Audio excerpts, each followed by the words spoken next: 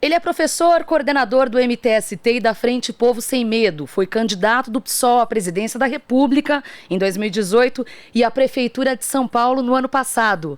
Vamos receber agora aqui na Rádio Brasil Atual Guilherme Boulos, a quem eu dou o meu bom dia. Já agradeço. Como vai, Boulos?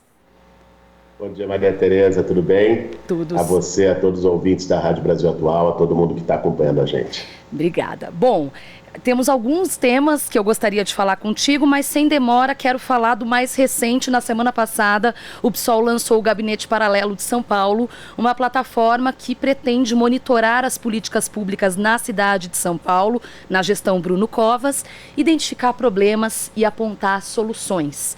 Conta pra gente, Boulos, como surgiu a ideia do gabinete e qual será exatamente os eixos, ou quais serão, melhor dizendo, os eixos temáticos principais que vocês pensam em monitorar. Olha, Maria Tereza, as eleições do ano passado aqui em São Paulo, elas mostraram que existe um forte sentimento e um engajamento pela mudança da cidade, principalmente entre os jovens, mas não só. E com muita força e enraizamento também na periferia.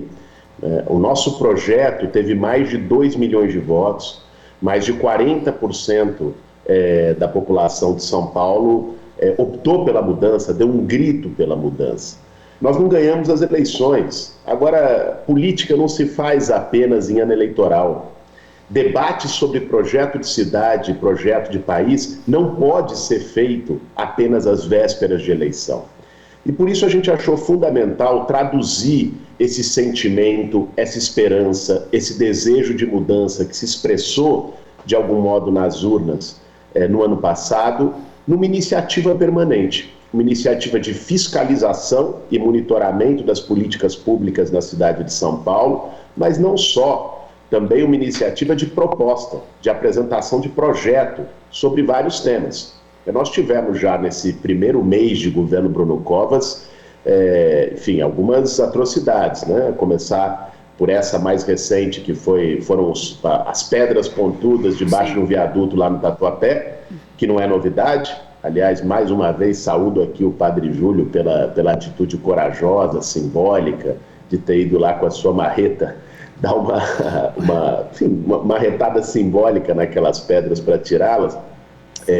Porque aquilo é inadmissível, a gente não pode tolerar a indiferença, o descaso, o higienismo, como se fosse algo natural na vida cotidiana da cidade. Então, um debate que o Gabinete Paralelo vai fazer, por exemplo, é monitorar a situação da população em situação de rua, fazer uma avaliação em cada região da cidade, onde deveriam ter mais casas de acolhimento, qual o tipo de perfil que essas casas deveriam ter, né? A proposta de ter assistente social, psicólogo nessas casas, o custo para o orçamento municipal, como isso cabe no orçamento, enfim, um conjunto de políticas públicas da cidade, mostrando também soluções e a viabilidade dessas soluções. Esse é um pouco do projeto do Gabinete Paralelo. Nós vamos traduzir também essas iniciativas, ou pelo menos uma parte delas, em projetos de lei que vão ser apresentados para a bancada do PSOL e para a bancada da oposição na Câmara Municipal, e fazer um debate permanente sobre a cidade, mobilizando especialistas, gente que tem experiência na academia, que já teve inclusive experiência na própria gestão pública, mobilizando lideranças comunitárias, movimentos sociais. Essa é a proposta. Boulos, você mencionou o Padre Júlio. Eu estive com ele na semana passada e aí ele falou uma coisa que me tocou bastante. Eu quero trazer essa provocação aqui pra gente, sobre justamente essa mentalidade higienista, né? Ele disse o seguinte, ele falou que o poder é intolerante, porque em alguma medida, em algum momento da nossa conversa eu mencionei as pedras e ele lembrou algumas gestões, por exemplo, do PT na prefeitura, que também não conseguiram fazer uma gestão adequada das pessoas em situação de rua. Minha pergunta são duas aí, provocação para você. Primeiro, o quanto você acredita que dê poder a alguém para que você conheça, né? Então, o quanto o poder é intolerante, assim como Padre Júlio disse, e o quanto essa proposta do gabinete de fazer uma oposição propositiva pode mostrar um caminho do meio aí, né, de construção coletiva, o quanto isso pode ser valoroso para a construção política local. Olha, Maria Tereza, eu não acredito que o poder mude as pessoas, né? Eu acredito que, às vezes, o poder revela as pessoas. Agora, enfim, de fato, o problema de práticas intolerantes em relação ao sem-teto, à população em situação de rua, não é privilégio do atual governo, né? Isso acontece há muito tempo em São Paulo e, infelizmente, foi reproduzido por algumas das gestões progressistas na cidade, ou que foram eleitas e governaram com o discurso de uma gestão mais democrática, mas a população em situação de rua sempre foi vista como uma pedra no sapato, né, como um problema. Olha a loucura, né? Quando você faz rampa anti-mendigo, pedra debaixo de viaduto, qual é a lógica que está embutida aí? A lógica é que tem que esconder. Isso. A lógica é que é uma coisa indesejável que as pessoas não querem ver, e em vez de resolver o problema a partir de políticas públicas humanizadas, de acolhimento solidário, esconde, bota uma pedra para que a pessoa suma em algum buraco para que ninguém veja ela. Isso é um disparate. Eu acho que isso já é, de algum modo, uma expressão da desumanização que a gente tem vivido na nossa sociedade, da incapacidade de sentir o sofrimento, a dor do nosso semelhante como se ela fosse nossa.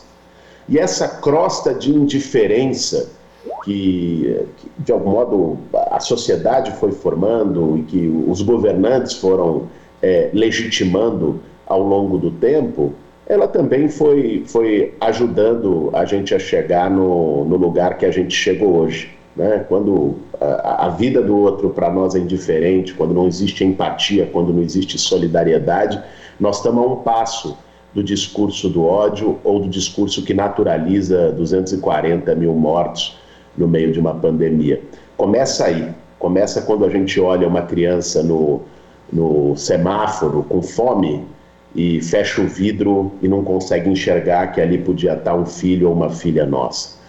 Mas eu não acho que isso é inevitável, Maria Tereza. Eu não acho que chegou ao poder você vai ter ali uma varinha mágica que te leva a mudar suas posições ou a ter essa indiferença. Eu defendi durante a campanha eleitoral um projeto que era extremamente factível em relação à população em situação de rua, construído e discutido com gente como o padre Júlio Lancelotti, construído inclusive também com base no que foi a experiência do governo da Luísa Erundina aqui em São Paulo, reconhecidamente um governo que acolheu a população em situação de rua. E eu acredito que se esse nosso projeto tivesse sido vitorioso nas urnas no ano passado, a gente teria uma reviravolta nesse quadro. Mas vai chegar o tempo, vai chegar o dia, com certeza, que essa proposta vai ser vitoriosa, não só na cidade de São Paulo. Agora sobre o gabinete... Isso.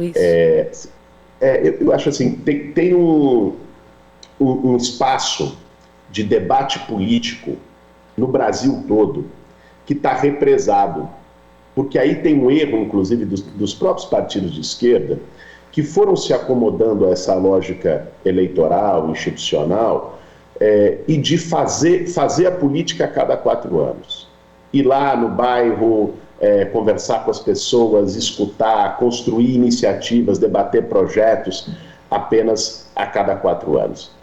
A proposta do gabinete paralelo, vamos dizer aqui, ela não é uma coisa que a gente tirou da cartola, né? Quem criou essa experiência de gabinetes paralelos foi o Partido Trabalhista Inglês, que mantém isso, fez disso uma tradição de construção política quando está na oposição. Isso aconteceu aqui no Brasil, em 1989, depois que o Collor ganhou a eleição, liderado pelo Lula no Instituto Cidadania. Você teve um gabinete paralelo em nível nacional para também monitorar, fazer marcação cerrada, apresentar propostas.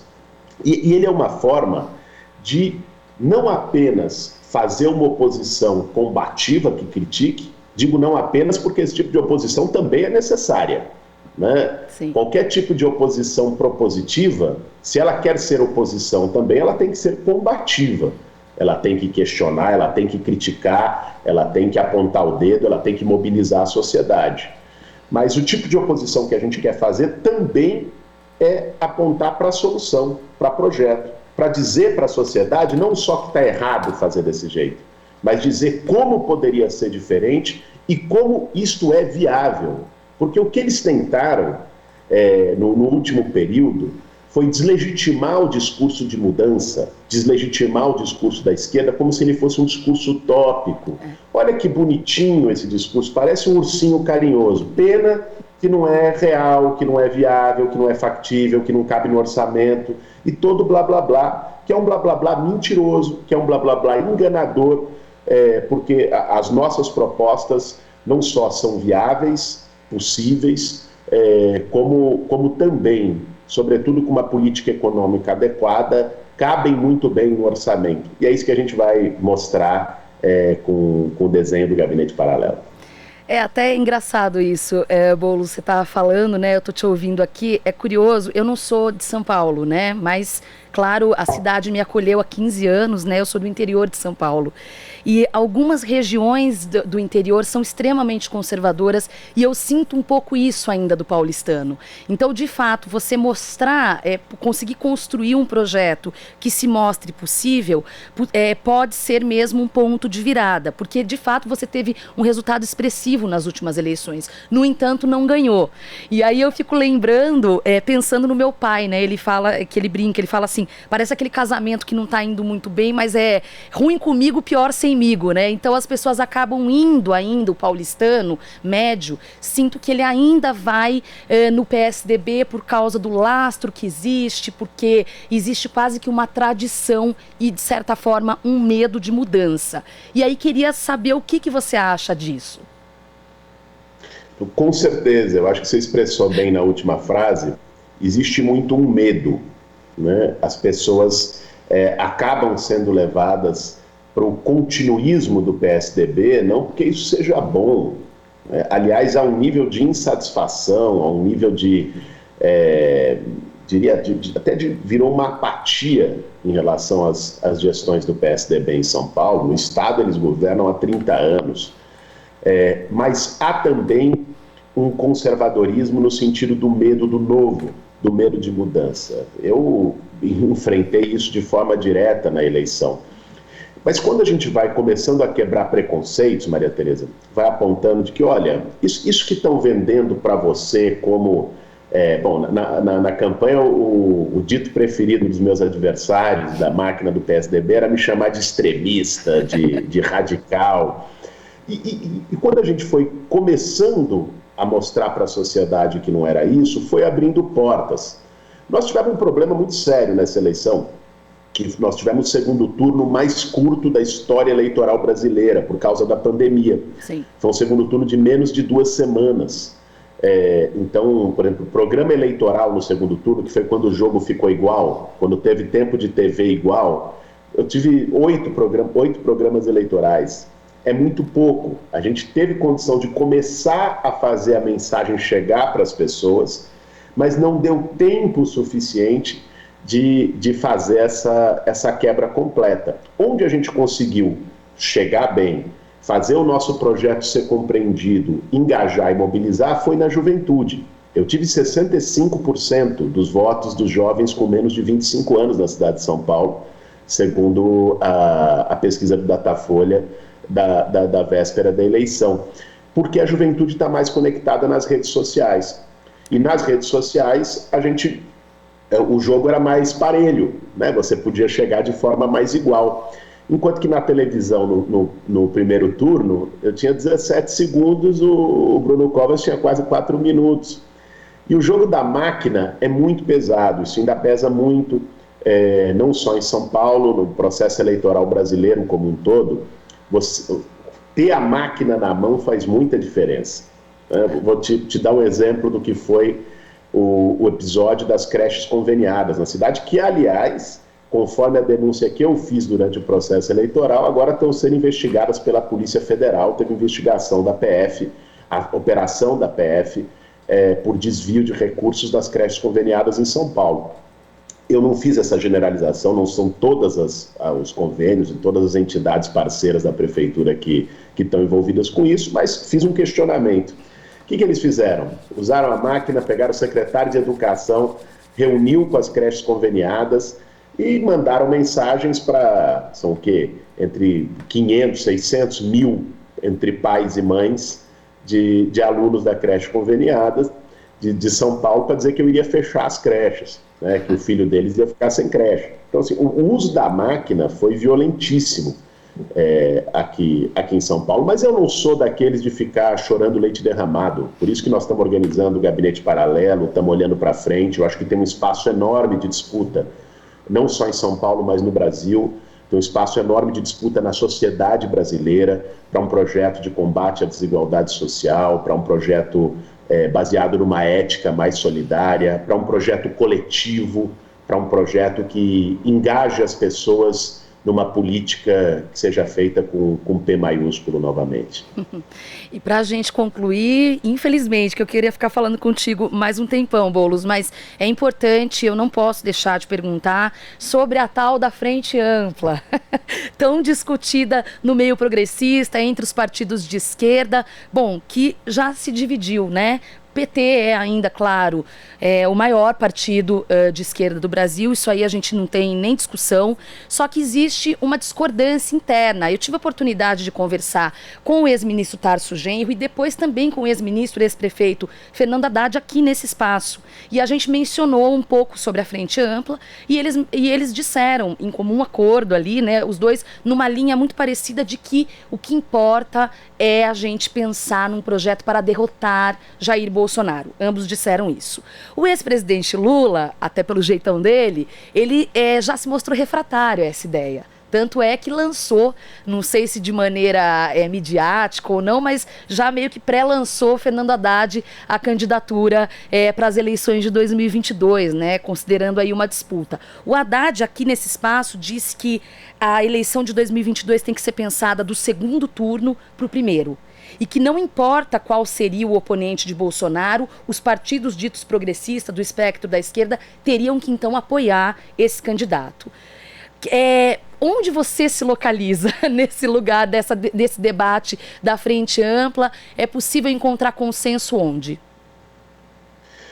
Tereza, eu sou daqueles que acho que todo mundo, todos os partidos, sobretudo os partidos da esquerda, do campo progressista, que é o campo que eu faço parte, tem o direito de apresentar os seus projetos, tem o direito de apresentar as suas candidaturas. Eu acho que isso não está nem em questão. Agora, nós precisamos compreender a gravidade do momento que o país atravessa. O que é o governo Bolsonaro? Ele não é mais um governo. Nós não vivemos em tempos de normalidade. O governo Bolsonaro é o pior da história brasileira. É um governo criminoso, é um governo corresponsável por 240 mil mortes até aqui durante uma pandemia. É um governo que diariamente coloca em risco o ambiente democrático, o que resta de liberdades democráticas no país. É um governo que mobiliza numa parte da sociedade brasileira aquilo que ela tem de pior. Ele mexe, ele consegue revirar nas pessoas os seus piores sentimentos, os seus piores valores, e ele faz com que esse caldo, de algum modo tóxico, contamine o ambiente social. Por tudo isso, eu acredito que nós temos uma responsabilidade histórica em combater, em derrotar o bolsonarismo em 2022. E por isso, o que eu defendo, tenho defendido, é que a gente construa, nesse momento, uma mesa de unidade envolvendo os partidos do campo progressista, as principais lideranças do campo progressista, para discutir um projeto em comum. E aí não é que os partidos não tenham um projeto, evidentemente cada um tem o seu. Agora, quem se acha autossuficiente numa conjuntura como essa, eu acho que não entendeu ainda muito bem o tamanho do atoleiro que nós estamos metidos.